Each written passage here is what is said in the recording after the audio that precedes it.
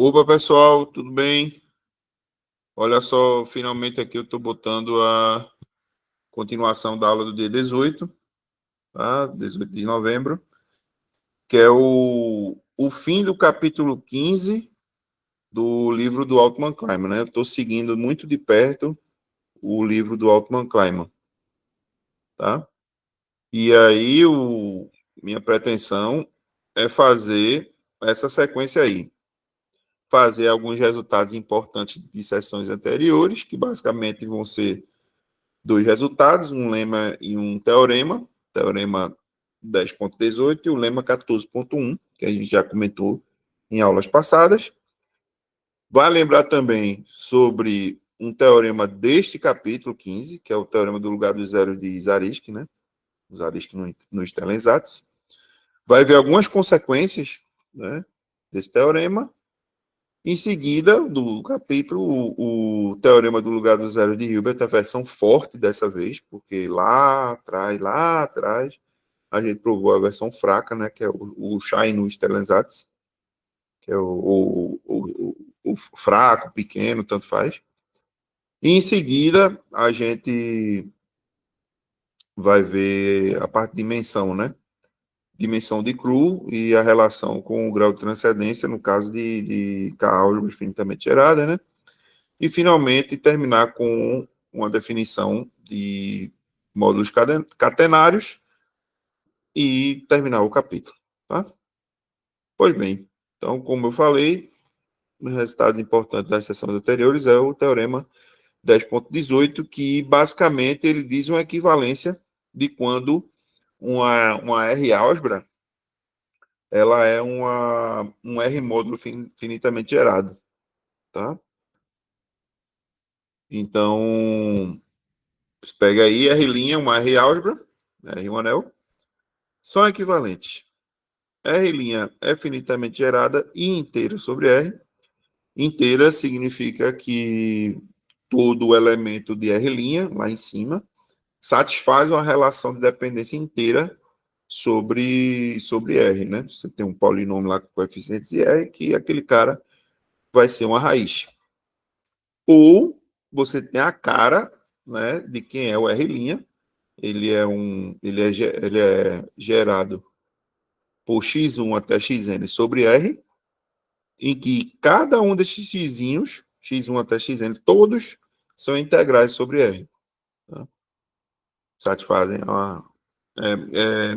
integrais em inteiros é sinônimo. Eu coloquei integral, mas são inteiros sobre R, tá? E, finalmente, o que eu falei, né? R' é um R módulo finitamente gerado. Tá? Então, essas três coisas são equivalentes para R-álgebras.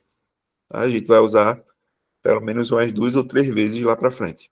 Tá? E o lema 14.1, que diz o seguinte, olha, pega aí uma extensão inteira, né? Então, R' é uma extensão inteira de R, de jeito que os dois são domínios, né? Então, necessariamente, um é corpo se somente se o outro é. Tá? Basicamente é isso que o lema 14.1 fala, e a gente também vai usar umas 2 ou 3 vezes nessa aula, tá? Beleza. E, finalmente, o que a gente mostrou em sala? O Zariski no Stellensatz, né? O teorema do lugar dos zeros de Zariski, que é você pegar uma álgebra finitamente gerada sobre um corpo, né? Então, se você continuou com o corpo, a onda é essa. Se você continua, você pegou uma álgebra finitamente gerada sobre um corpo, se lá em cima é corpo, então necessariamente é porque essa extensão que você fez é uma extensão algébrica finita, né? Lembra que é extensão algébrica finita, né? O corpo de cima tem várias coisas que você pode apontar. Extensões algébricas, você faz o seguinte, pega um polinômio com coeficiente lá embaixo, e aí possivelmente tem raízes desse polinômio que não estão lá embaixo, aí você acrescenta essas raízes, então você fez uma extensão algébrica, né?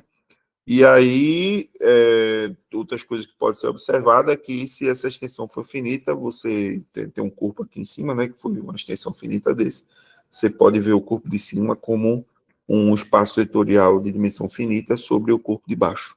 Tá? Beleza, então algumas consequências dos ariscos nos telensats é o seguinte, pega aí uma álgebra finitamente gerada sobre o corpo K, né? Como o próprio teorema, o teorema 10.18 lembrou, essas K álgebras finitamente geradas tem essa cara aí, né? É o K adjuntado de x1 até xn, né? Onde x1 até xn são os geradores, e aí pega mzinho dentro de R um maximal. Então, esse corolário diz que a gente tem como prever como são o jeitão, né? O jeitão dos maximais. Então, esses maximais, eles são dessa forma. Eles são gerados por esses elementos. X1 menos A1, xn menos AN, tal que A1 e AN são elementos do corpo lá embaixo. Tá? Isso se o K é algebricamente fechado. A gente vai usar fortemente o fato de que K é algebricamente fechado, tá? Como assim? Vamos lá. Pegue o Kzão e faça R cosentado por M, o ideal que você está querendo estudar, esse maximal. Então, como a gente sabe, quando se cosenta por maximal, tem um corpo, né? Como M é maximal, então Kzão é corpo. E como R é uma álgebra finitamente gerada sobre K, então o Kzão também vai ser. Só que, veja, os ariscos no Stellensatz diz o quê? Que se você faz uma extensão algébrica, perdão, se você pega uma K álgebra finitamente gerada sobre um corpo, né? Se lá em cima for corpo, se a sua extensão, se a sua K álgebra finitamente gerada for um corpo, então é porque, na verdade, é uma extensão algébrica finita. Então, o que é que a gente tem? Kzão é um corpo e é uma K álgebra finitamente gerada. Então, nos Stellensatz de Zariski, diz que o Kzão é uma extensão algébrica finita de K. Ou seja, o Kzão foi construído pela adjunção de raízes de certos polinômios com coeficientes em K. Mas tem como fazer sentido isso? Tem como o Kzão ter crescido? Olha a frase pesada. Kzinho é algebricamente fechado. Então, não cresceu nada. Não cresceu nada. Tá? Então, a frase é essa. Como Kzinho é algebricamente fechado, não teve crescimento. O Kzão é igual ao Kzinho. Tá? E agora, a partir disso, a gente consegue efetivamente encontrar os A1, A2, até a N. Como? Bom, o Kzão é o R cossetado por M. Tá? Então, cada um dos geradores de R, x1, x1, x2, x1n, todos eles estão em alguma classe de R cossetado por M. Todos eles estão. Tá? E aí, você pega essa classe e pega um representante dela. Pronto. E salva. Tá? Então, como K, perdão, sejam Azinho dentro de K, tá que X está dentro daquela classe específica em R concentrado por M. Tá? Então, monte aí na mão, né, esse ideal N gerado por o primeiro gerador de R, X1, menos o A1, que é um representante da classe dele, lá em R concentrado por M, e assim sucessivamente até chegar em Xn menos AN. Tá? Então, o que é que vai acontecer? Quando fizer quociente por M, é óbvio que o N vai a zero, né? Tá? Então, como o N vai a zero, necessariamente tem que estar dentro de N, M de Maria. Porque se você quocientar por M, então é tudo que está dentro de M é que vai para zero, né? E aí, para a gente enxergar melhor como é que é esse n, faça o seguinte. Considere esse polinômio, esse anel de polinômios, né, em n variáveis, x grande 1, x grande n, e o homomorfismo de K-álgebras é φ, que pega o R' e manda em R, que pega cada uma das indeterminadas e manda nos respectivos geradores de R. Tá? E aí, bom, considere o N' como sendo o ideal gerado por esses polinômios. O polinômio x1 menos a1, x2 menos a2, até xn menos a n. Tá? E aí, o que é que vai acontecer? Quando você aplicar o φ nesse ideal, é claro, n', é claro que dá o n, né? Porque o x está indo no x, então isso aí é tudo trivial. Por outro lado, veja mesmo, pegue o homomorfismo de R' em K, que pega o x i e avalia no AI. Tá? Isso é um homomorfismo de avaliação, né? Você pega um polinômio e avalia, né, naqueles caras específicos. Né? Então, quando você for ver quem é o núcleo desse homomorfismo, né, que avalia x1 em A1, x2 em A2, xn em AN, por divisão, né, é óbvio que dá para ver que o núcleo desse homomorfismo é o N'. Né? Então, quando eu pego um homomorfismo, aí eu pego o domínio e concentro pelo núcleo, dá isomorfo à imagem, mas como é sobrejetivo, dá isomorfo ao contradomínio. Né? O E, eu peguei o N', concentrei e dei um corpo. Igual que a gente fez antes. Né? Se você concentrou por alguma coisa e deu corpo, é porque aquilo que você usou para concentrar é maximal. Tá? E, portanto, o N ele é maximal, porque a imagem aqui, ó, deixa eu apontar aqui. O carro dessa relação aqui, né? O N' maximal induz que o N é maximal, porque o φ ele é sobrejetivo. Para ver que φ é sobrejetivo, é muito simples, né? Todo cara de R, né? Todo cara de R, ele é o resultado de algum polinômio avaliado em x1 até xn, x1 até xn, tá? Então, você pega esse polinômio e volta, né? Beleza? Então, é sobrejetivo. E quando você tem um homomorfismo sobrejetivo, né, você tem uma correlação direta de maximais de um lado e maximais do outro. Tá? Então, pessoal, acabou, porque você mostrou que o Nzinho está dentro de M aqui, ó. O N está dentro de M e acabou de mostrar que o Nzinho é maximal. Se ele é maximal e está dentro de outro maximal, então não tem muita saída, é igualdade. E como é igualdade, pronto, você sabe quem é, né? Você sabe quem é o formato de M, como a gente estava querendo demonstrar no enunciado, né? Tá bom? E aí finaliza esse corolário. Na sequência vem o corolário 15.6, que é agora o corpo em questão não mais é finitamente gerado. Tá? Antes a gente tinha um corpo finitamente gerado, né? Opa, perdão, um corpo algebricamente fechado. Perdão, é o cansaço. O K aqui era algebricamente fechado.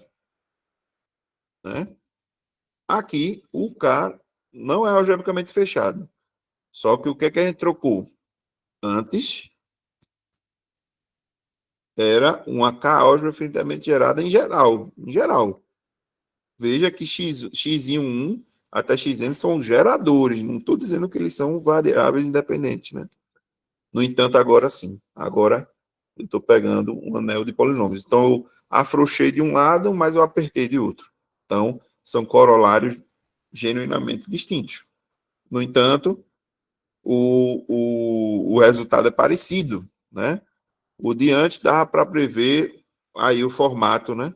De como é os maximais, e aqui o que dá para prever dos maximais é que eles são gerados por n elementos, tá? N é o número de variáveis livres, né? Ou o número de incógnitas aí, o número de indeterminadas desse anel de polinômios sobre K. Tá? Então, mais uma vez, faça aí o casão seu P cosentado por M e, mais uma vez, estou considerando o M como sendo maximal, então o casão é corpo, né? Muito parecido com o que a gente fez antes. Então, os arisquinus estelazados diz o quê? Que esse casão é uma extensão algébrica finita de K, né? Porque você... Vamos voltar, né? Aqui, ó.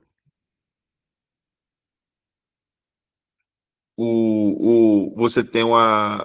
Toda vez que você tem uma K álgebra finitamente gerada e você continua com o corpo, então é porque você tem uma extensão algébrica finita. E aí o P é finitamente gerado, né? Uma K álgebra finitamente gerada, então o casão também vai ser, né? Então, como casão é corpo, então é uma extensão algébrica finita de K. E aí a gente vai provar por indução em N que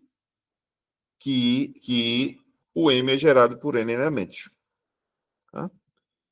Se N é zero, então está tendo um abuso de linguagem, né? Porque eu disse x a 1 até xn, eu estou dizendo que o N é zero. Então, isso é como quem diz que você não acrescentou variável nenhuma, né? Então, o que é que você fez? Se você não acrescentou variável nenhuma, Pzão é igual ao Kzinho. Então, é um corpo. Então, o M é o zero. Né? Maximal aí só tem o zero. Porque o Kzinho é corpo. Tá? Então, agora suponha que N é maior que 1 e adjunte a Kzinho a variável x1 e faça isso ser um subanel R. Tá? E também defina esse ideal P como sendo a interseção do maximal inicial com o R. Né? O maximal que você está querendo estudar. Intersect com R. Tá? Então, aí vem o resultado que a gente falou lá no início do curso. Toda vez que você pega um anel polinomial sobre um corpo, a uma variável, aquele cara é DIP, né? Domínio de ideais principais. Né? Então, esse pezinho aí, ele é gerado por um cara. Tá? Esse cara dentro de R. Tá? Beleza. Então, seguindo, agora, pegue K1 e defina como sendo R cosentado por P. Tá? Beleza. Daqui a pouco a gente vai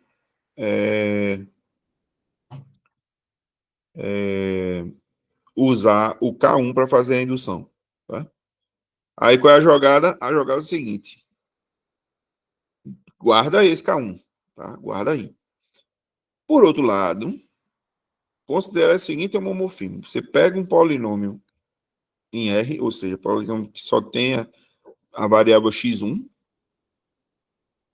pega lá esse polinômio e joga por um homomorfismo que a gente chama de psi, sei lá, e joga na classe dele em casão, né?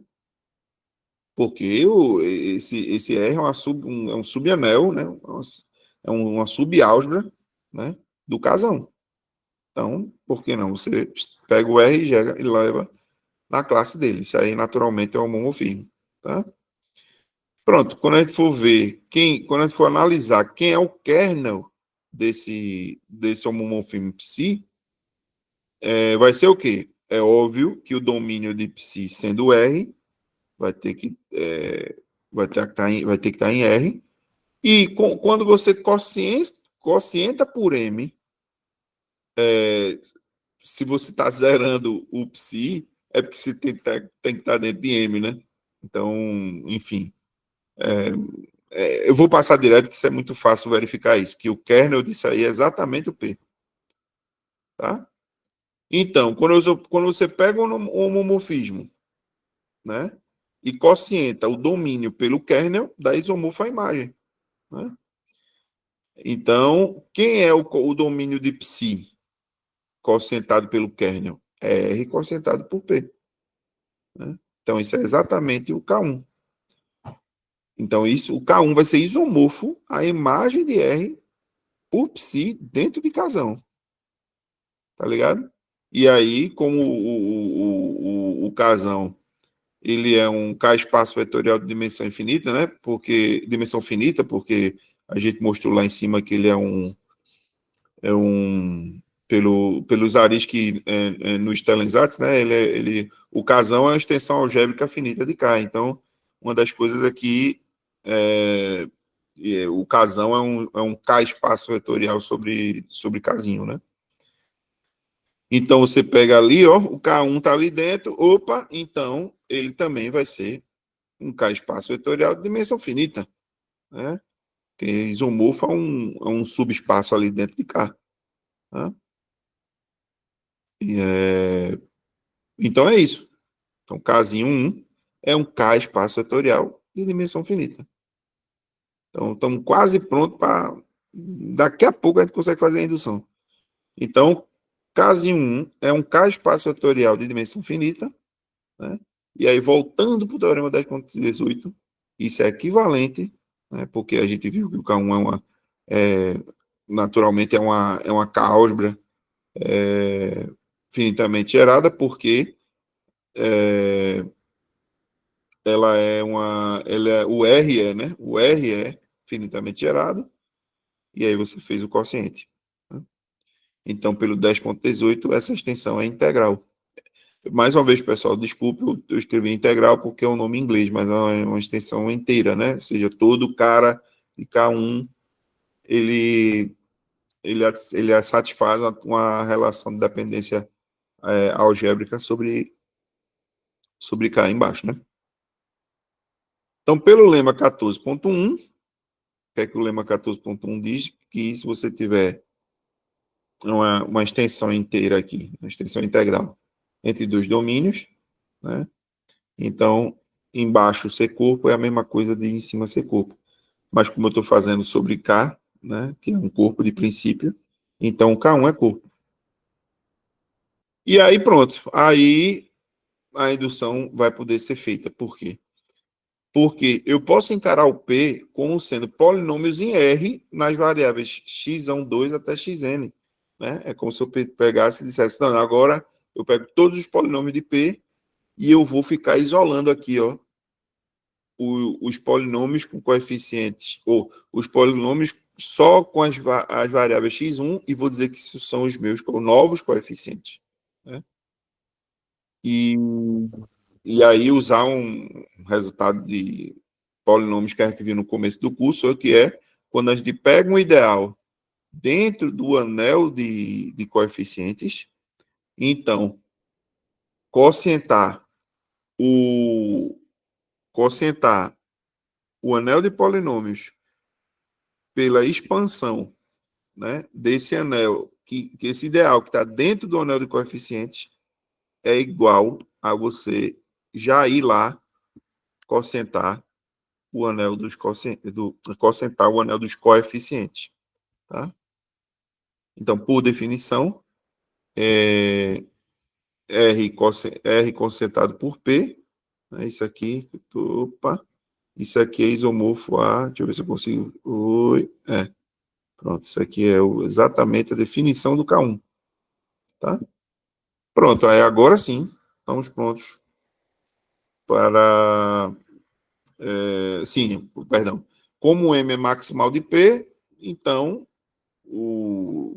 quando você cocienta para o outro lado, né, você tem uma sobrejeção, o M sobre P é maximal de M cocientado pela extensão de P. Tá? Agora sim, vamos usar a indução, né, lembrando que caso 1 é corpo, para afirmar que M cocientado por Pzinho é gerado por N menos 1 elementos. Né? Porque olha ali o número de geradores que tem aqui, né? O número de variáveis, né? O número de incógnitas que tem aqui é N menos 1. Né? E K1 satisfaz todas as. Enfim, esse quociente pode ser escrito dessa forma. E aí, usando a indução, lembrando que K1 é corpo, a gente pode afirmar que o M concentrado por P é gerado por N menos 1 elementos, tá? Então, tá lá uns caras dentro de M concentrado por P,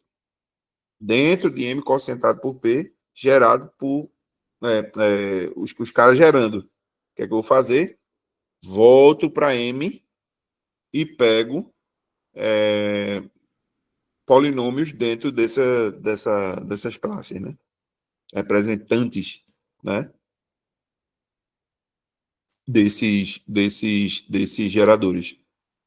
Aí é só juntar com P1 ou com F1, né? Que gera P, né? Então isso é fácil de ver. Se você tem um gerador para, opa, algum problema?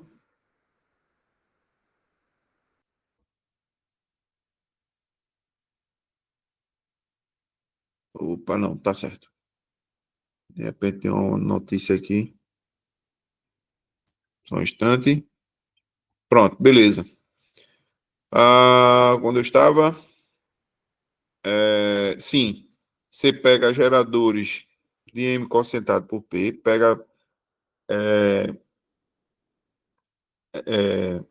você pega representantes de cada um dessas classes, desses caras de M concentrado por P, e é claro, se o P é gerado por F1, então você consegue escrever todo elemento de M como sendo combinação desses caras F1 até Fn. Tá? Finalmente, o teorema do lugar de zeros de Hilbert, versão forte, né? Então, é o Hilbert no Stellensat forte. Antes, a gente só tinha visto o fraco, né?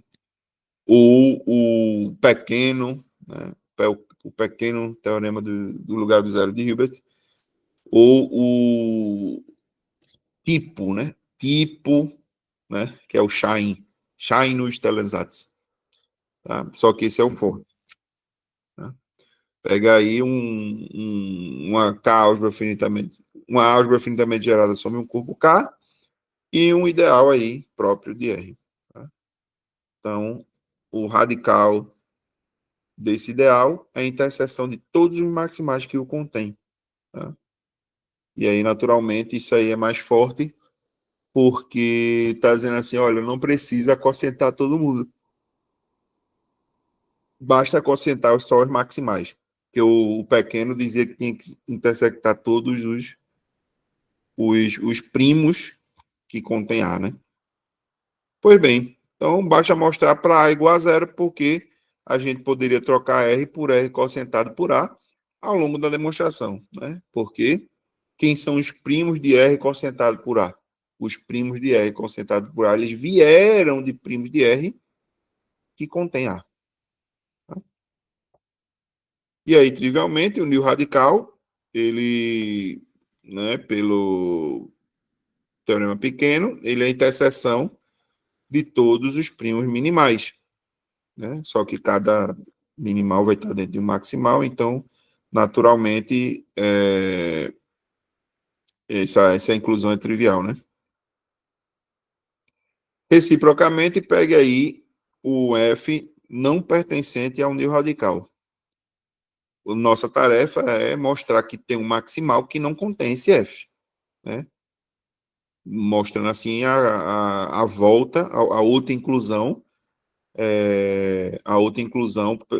pela contrapositiva, né? Então, vamos mostrar que existe um M maximal que o F não pertence a M. Então, de fato, se você pegar um F não pertencente ao nível radical, com certeza, quando a gente localizar F, não pode dar zero. Tá? Não pode dar zero. Tá? Então, vamos supor, por absurdo, que desse zero. Se eu pegasse um elemento F, localizasse desse zero, então até o 1 foi levado para zero. Tá ligado? Até o 1 foi levado para zero. Em que sentido? Né? Pega aí esse homomorfismo da localização, né? Que pega um cara de R e leva em ele sobre 1, tá ligado? Até esse cara, ele tem que ir para o zero. Tá? Só que 1 sobre 1 ser igual a 0 sobre 1 no anel localizado, né? Significa que existe um cara dentro do multiplicativo que multiplicado, né, pelo produto cruzado aí, né, dá zero. Mas, isso é a mesma... Quando você faz essa continha aí dentro do parêntese, é a mesma coisa. Eita, cortou. Perdão, pessoal, cortou aqui embaixo, mas acho que dá para ler, né? Aqui embaixo, ó, cortou, perdão. Tá? Mas dá para ler, né? Em outros termos, alguma potência de N, de F dá zero. Mas é uma contradição, porque você pegou o F não pertencente ao nível radical, não pode. Então, com certeza, se você pegar um F não pertencente ao nível radical, com certeza, quando localizar, vai ter que ter mais coisas além do zero. E se tem mais coisas além do zero, necessariamente tem que ter um ideal maximal, né? E aí chama esse maximal de N. Tá? Pronto. Então, pegue M como sendo a pré-imagem de N por esse phi F, né? Dentro de R. Beleza? Então, como R ela é uma K-álgebra finitamente gerada e a gente sabe como é a localização de F, isso aqui foi um resultado que a gente viu no capítulo 11, né? A gente sabe como é o jeitão da localização de F, né? Que basicamente é isso. Eu quero que F seja invertível, né? Então, eu acrescento um X e forço o X a ser o inverso de F. O que é que eu faço? Eu jogo isso para ser zero. Né? Então, estou efetivamente juntando aí, bufim, dizendo, olha, pá, esse cara aqui é o inverso de F. Né? Então, o próprio R é uma álgebra finitamente gerada, e olha o jeitão da RF. A RF é finitamente gerada sobre R. Né? Então, o RF é uma álgebra finitamente gerada. Né? Beleza? Então, pelo Zariski no Stellensatz, R cocentado não, RF cocentado por N é uma extensão algébrica finita de K, né? Por quê? Porque o RF é uma álgebra finitamente gerada, portanto, RF cocientado por N é uma álgebra finitamente gerada, né? Só que N é um maximal, então RF cocientado por N é um corpo, tá ligado? Então, necessariamente, você tem uma extensão algébrica finita de K. Então, em geral, né, você pode dizer que é um K-espaço um K-espaço vetorial de dimensão finita. Tá? Beleza? Então, salva essa informação e vamos para outra direção agora. Né? Então, pegue o Kzão, defina como sendo o R cocientado, perdão, eu devia dizer o contrário. Pegue R cociente por M e defina isso como casão. Eu estou usando casão porque daqui a pouco a gente vai mostrar que esse casão é um corpo. Tá? Então, por construção, né, esse Kzão, ela é uma K subálgebra de RF sobre N. Por quê? Porque a gente pode ver que a gente está botando o K dentro de RF sobre N, botando o denominador 1, né? Basta ver as classes de RF sobre N que tem denominador 1. Né? Então, você está inserindo lá esse pedaço, né? Portanto, o Kzão, ele é um K espaço vetorial de dimensão finita, né? Porque o RF sobre N, você tem, né? E na linha anterior, no parágrafo anterior, a gente mostrou que RF sobre N é um K espaço vetorial de dimensão finita e a gente está encarando o Kzão como sendo um subespaço. Tá? Então, voltando mais uma vez para o teorema 10.18, dizer que Kzão é que Kzão é uma K subálgebra ali que é um K espaço vetorial de dimensão finita, volta para 10.18. 10.18 é uma informação sobre R módulos em geral, mas o R aqui é um corpo, então módulos sobre corpo é espaço vetorial, né? Então, isso é equivalente a dizer que Kzão é uma K álgebra inteira sobre Kzinho.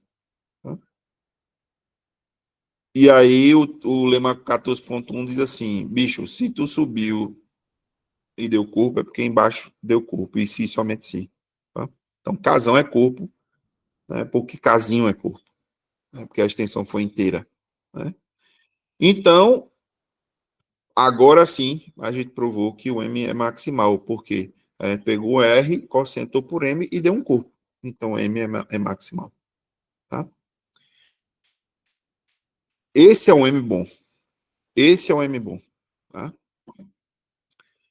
Então, vamos lá. O M é maximal.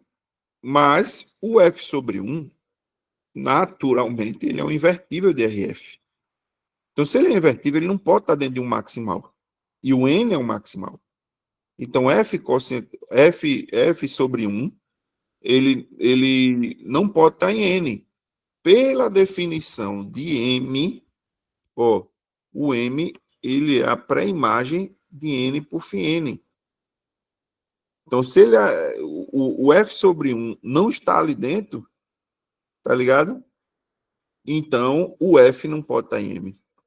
Né? Então, o F não pode estar nesse M.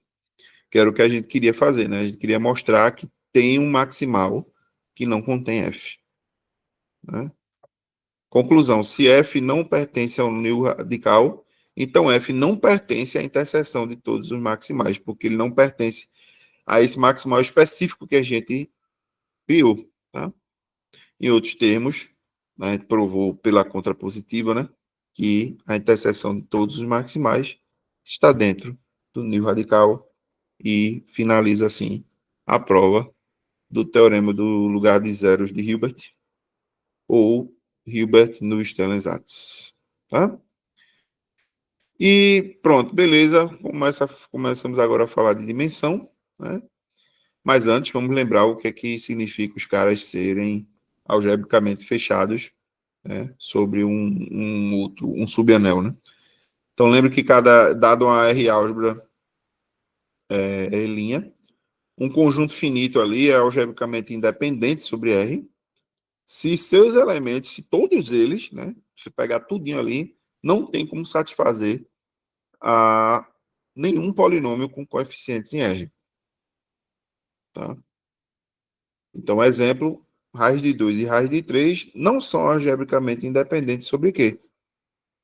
Né? Por quê? Porque esse parzinho raiz de 2 e raiz de 3 é a raiz desse polinômio aí, né? X2 menos Y2 mais 1. Né? Então, sobre que não tem como ser, né? E aí você pode pensar em raiz de 2 e raiz de 3 dentro de uma R álgebra, de uma Q álgebra grande aí, né? Aí você pode imaginar o que você quiser aí. Mas Independente de onde você botar ele, em qualquer que álgebra, eles não vão ser algebricamente independentes. Tá? Naturalmente, eles são linearmente, né, independentes sobre quê? Porque não tem como você fazer uma combinação racional deles para dar, não trivial, né, para dar um racional, né? E aí, finalmente, a definição de grau de transcendência, pega aí um corpo e R' uma K-álgebra. Então, o grau de transcendência de R' sobre K é você pegar o sup dos tamanhos. Eita, aí tem um equívoco aí, eu troquei aqui não sei por quê. Aqui devia ser um A, tá? Então, vou aqui desenhar um A. Pronto, então é o supremo dos tamanhos dos conjuntos A, tal que A é algebricamente independente sobre K. Beleza? Então tem um erro aí tipográfico, mas é isso. É a definição de grau de transcendência de uma K-álgebra. Então, por exemplo, quem é o grau de transcendência desse corpo aí? Né? Desse cara? É zero, porque todo cara aí vai ser dependente, né? Todo mundo vai ter uma relação de dependência, né? É muito claro como vai ser isso. Por outro lado, se você pegar esse anel, né, do corpo de frações do anel de polinômios na variável x, y, o grau de transcendência é 2, né? Porque o x e o y são independentes, né, sobre K, e naturalmente esse grau de transcendência é pelo menos 2, mas não pode ser maior do que 2, porque se você acrescentar qualquer outro polinômio, esse polinômio vai ser alguma combinação de x e y, né? Então, não tem como ser maior do que 2. Bom, por outro lado, temos a definição da dimensão de Cru. Né? Dado um anel, a sua dimensão de Cru é o supremo de todos os possíveis tamanhos de cadeias excedentes estritas de primos. É um nome meio... É uma frase meio ruinzinha, mas com símbolo fica melhor de ver. Tá?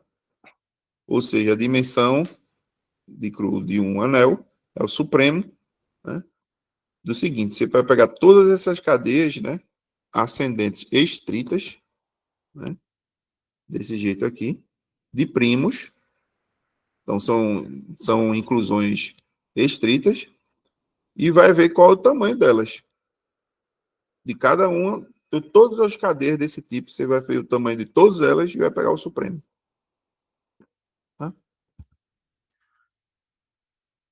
Então, observação: se K é corpo, então a dimensão é zero. Por quê? Porque você não tem nem como sair do zero, né? Qualquer passo fora do zero, você já colapsou tudo. Então, você não dá nenhum passo depois do zero. Não tem ninguém. Né? Mas, geralmente, a dimensão de R, a dimensão de R é zero, se somente se todo primo minimal é maximal. Né?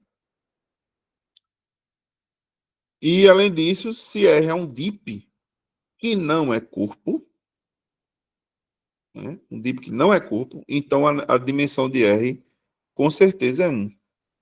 E como é que a gente prova isso? A gente prova que o máximo que a gente consegue andar ali é 1. Né?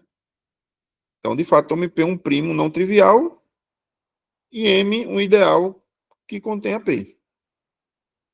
Tá? O que é que eu estou querendo mostrar? Que um tal M estritamente maior que P não vai existir. Só vai ter um. Qualquer que seja o primo que você botar. Tá? Aí, assim, porque um tal primo não trivial vai existir, porque você está dizendo que o R não é corpo. Tá? Então, se o R não é corpo, vai ter que ter um primo aí não trivial, né? Pronto, vamos lá. Então, eu estou botando P dentro de um M, né? E aí, aonde eu não vou conseguir um M maior do que P. Por quê? Como R é deep, então tanto o P é gerado por um elemento P, e o M é gerado por um elemento, um M, né? Ficou meio ruim, porque ficou o mesmo nome, né? Para falar esses nomes, devia ter trocado. Mas, enfim, para um Pzinho dentro de R, primo, né? Porque o Pzinho é primo, mas não tem nenhuma informação sobre M.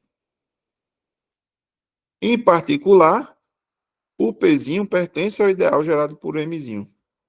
E, portanto, vai ter um U, né, dentro de R, que o P pode ser escrito como M vezes U. Né? Só que o P é primo.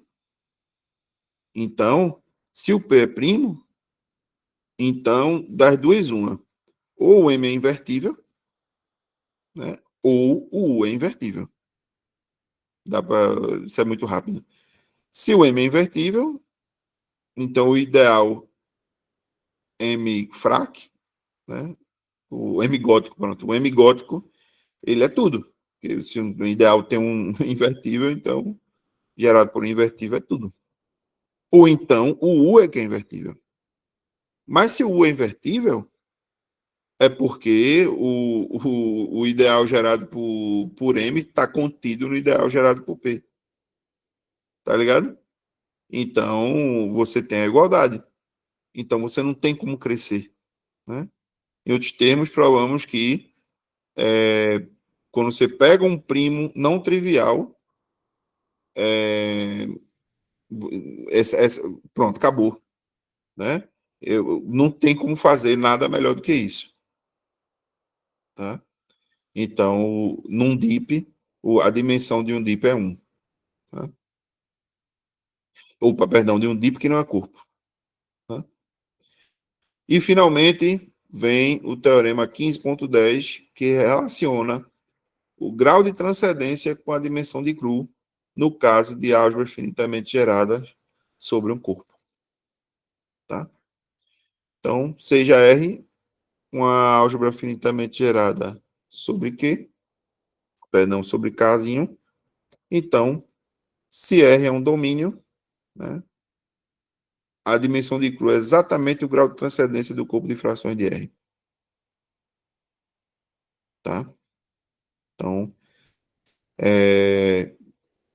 para álgebras finitamente geradas sobre um corpo que são domínio, fatalmente isso aí vai acontecer. Tá?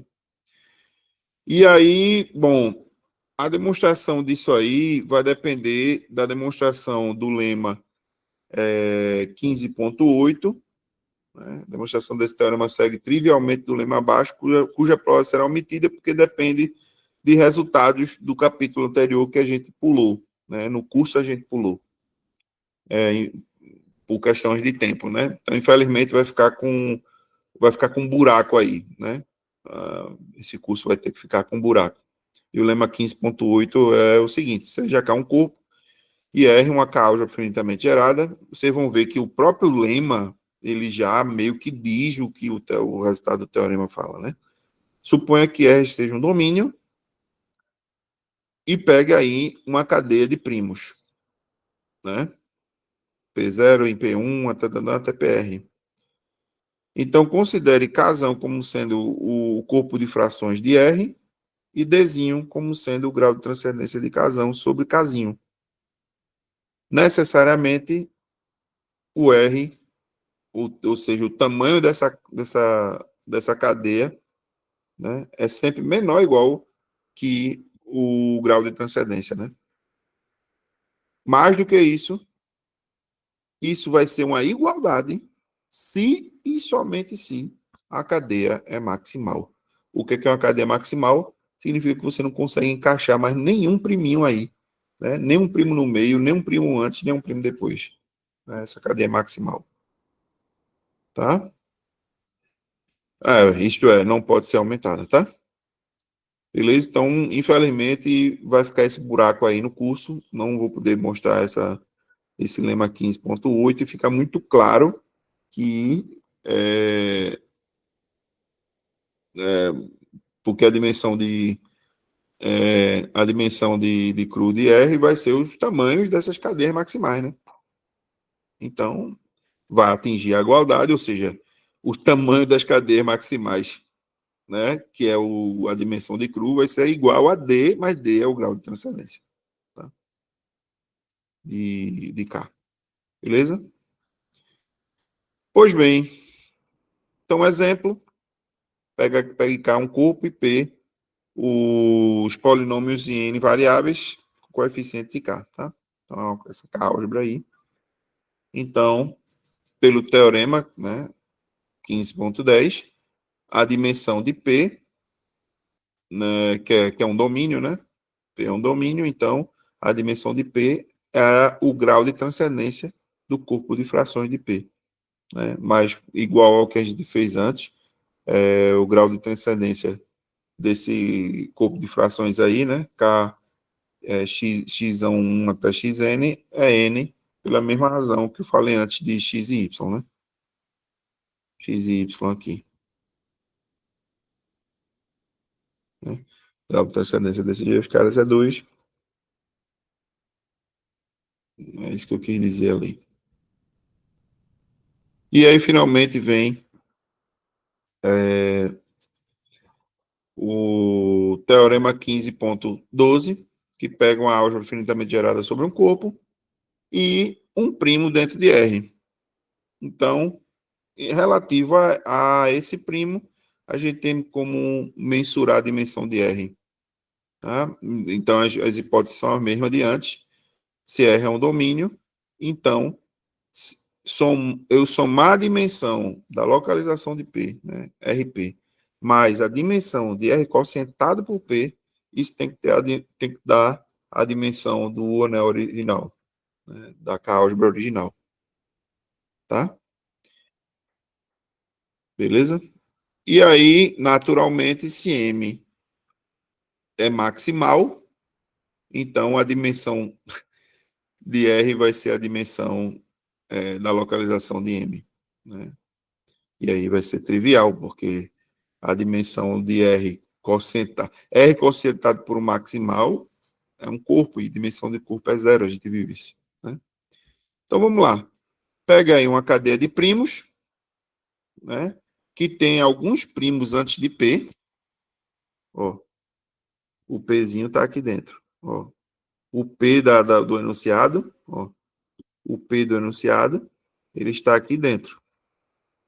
Então, eventualmente, você conseguiu descer aqui, ó, descer até um primo, P0, e possivelmente você conseguiu subir até um primo PR. Possivelmente, pode ser que você não conseguiu. Pode ser que o primo P seja um primo minimal não trivial e pode ser que você não consiga crescer mais porque o P já é maximal. Tá? Então, estou falando assim, no caso geral, você pode eventualmente puxar essa cadeia para baixo do P e puxar para cima do P. Tá? Perfeito. Então, lembre que essa projeção, né, é uma sobrejetiva, né, você está quocientando por P, é uma objeção que preserva a inclusão entre, faltou um nome aqui, ó, os primos, né, tem os, mas aqui é os primos de R quocientado por P, e os primos de R que contém P. Tá? Além disso, lembre que quando você passa de R para a localização de P, né, ou seja, você aplica lá o FIP, é uma objeção que preserva inclusões entre os primos que estão lá no anel localizado e os primos de R que estão contidos em P. Tá? Então, tem essa correspondência, né? Lembra? Então, portanto, aquela cadeia original, essa cadeia aí, eu pego a parte de baixo, né, e levo para a localização, e pego a parte de cima e levo para o quociente. Né? Então, essa cadeia acima da origem é duas cadeias.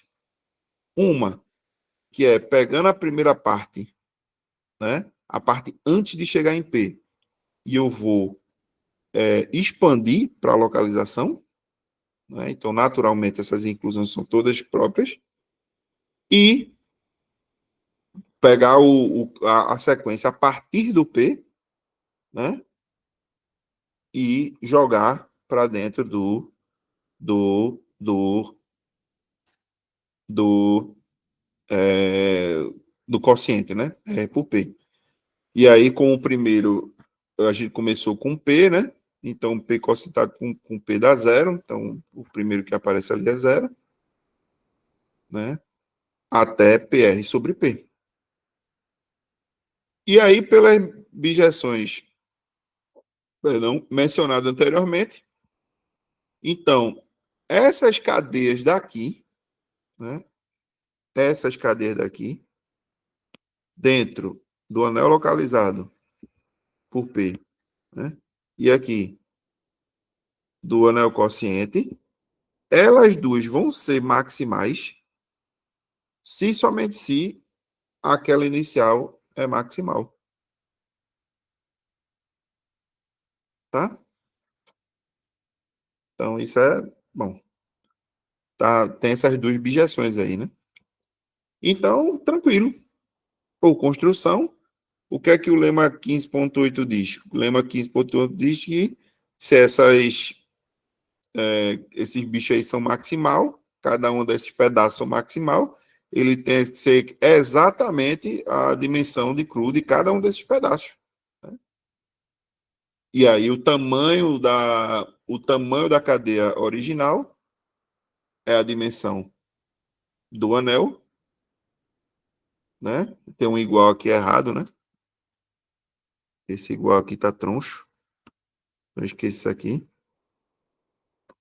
Tá? Então, vou deixar aqui coberto por enquanto. Tá? Então, por construção, né? O lema 15.8 nos dá que a dimensão de R é a dimensão de RP mais a dimensão de R sobre P. Né? Beleza? Então é isso. Você tem a abjeção entre esses dois pedaços, né?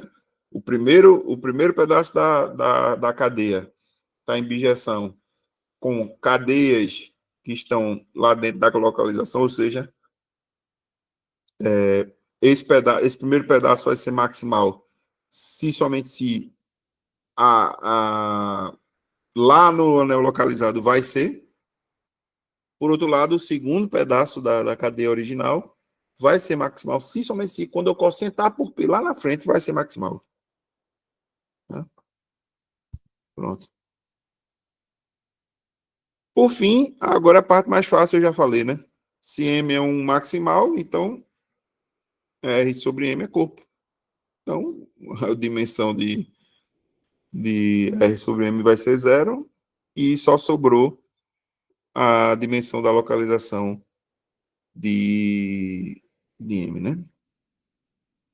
Beleza? Então, em geral, quando você tem álgebras finitamente geradas, né, sobre um corpo que é um domínio, então toda vez que você pegar um primo específico lá, você pode escrever essa relação das dimensões, tá? Beleza? Então, são módulos catenários. Catenário tem a ver com cadeia. E então existe alguma condição vamos pensar assim, alguma condição sobre cadeias, né? Que condição é essa? Pega aí um módulo M. Então dizemos que M é catenário se dados dois primos de R, o anel de escalares, que contém o anulador, né? O anulador está contido em Q, está contido em P. Então, todas as cadeias maximais que estão entre Q e P, ou seja, todos os tipos de cadeia que você faz, começando com Q, terminando em P, todas as cadeias maximais desse tipo têm que ter o mesmo tamanho. Tá? Então, essa é a condição que eu estou dizendo, uma condição sobre cadeias, né? Todos os dois, quaisquer dois primos que você pegue, satisfazendo essa frase aí, né? Eles têm o anulador de M e fica assim, né? E aí, finalmente, o último teorema desse capítulo é o teorema 15.14, que é dizer que toda álgebra finitamente gerada sobre um corpo, ela é catenária, ela vai ter aquela relação. Ah, e sim, um anel, ele é catenário se ele é catenário como um anel R, né? Ele é catenário se ele é catenário como um R módulo. Né? Então, pessoal, esse é o último slide, né? Então vai ser uma prova bem curtinha, bem rapidinha, fácil. Então pega aí R, uma álgebra finitamente gerada sobre o corpo e considere como antes, né? Q dentro de P, dentro de R primos, que contém o anulador, né? Faltou dizer isso. Então, observe que as cadeias, todas as cadeias que você pode montar, começando com Q, terminando em P, estão em objeção com as cadeias. Essas cadeias aí, em R quocientado por Q. Tá ligado? Então, é só você operar em cima de R quocientado com Q, né? Então, assim, podemos assumir que R é um domínio, porque a gente pode passar a trabalhar em R quocientado por Q, né? Q não é primo, então, quando eu faço o quociente dá domínio, né? E aí, perfeito, porque para usar os teoremas anteriores, a gente só podia usar se a K álgebra finitamente gerada era domínio, lembra disso? Para usar isso aqui, para usar isso aqui, você tinha que a K álgebra finitamente gerada sobre um corpo tem que ser um domínio. Então, essa primeira observação aqui mostra que a gente podia ter já começado a trabalhar em R sobre Q, e aí é domínio, sucesso. Né? Então, seguindo a demonstração do teorema 15.12, então, se essa cadeia é maximal, né? Ou seja, já pense assim, que a gente já está trabalhando em R sobre Q, né? Então, estou avaliando esse tipo de cadeia. Ela é maximal, então, ela é o tamanho. Qual é o tamanho dessa cadeia maximal? É a dimensão da localização por P. Por quê? Porque a gente viu que quando a gente pega uma sequência, uma cadeia, né? Pega essa cadeia de primos aqui, de jeito que ela seja maximal, então este pedaço aqui vai determinar, esse tamanho dessa cadeia aqui vai determinar a dimensão de R localizando P. Tá ligado? Então, é isso que a gente vai usar lá. Né? Que todas as cadeias maximais, daquela forma, todos os tamanhos delas são o mesmo. Todos os tamanhos são a dimensão de R localizando P. Né? Todas elas têm esse mesmo tamanho, a dimensão de R menos a dimensão de R quocientado por P. Pronto. Então, toda a cadeia maximal desse tipo aí tem o mesmo tamanho. Então, se todas essas cadeias têm o mesmo tamanho, quando a gente sai de R sobre Q e volta para R, então vai rolar, né? Portanto, todas as cadeias maximais, quando a gente volta, têm o mesmo tamanho. E assim fica finalizado esse capítulo 15, tá certo? Eu vou encerrar aqui a gravação e aí eu mando para vocês. Perdão aí pelas falhas de digitação e, naturalmente, não pude demonstrar tudo, né? Então, fica aí o convite para ler o livro, tá certo? Então, é isso aí, pessoal. Até a próxima. Deixa eu ver agora aqui como é que para de gravar isso. Ah, certo. Maravilha. Tchau.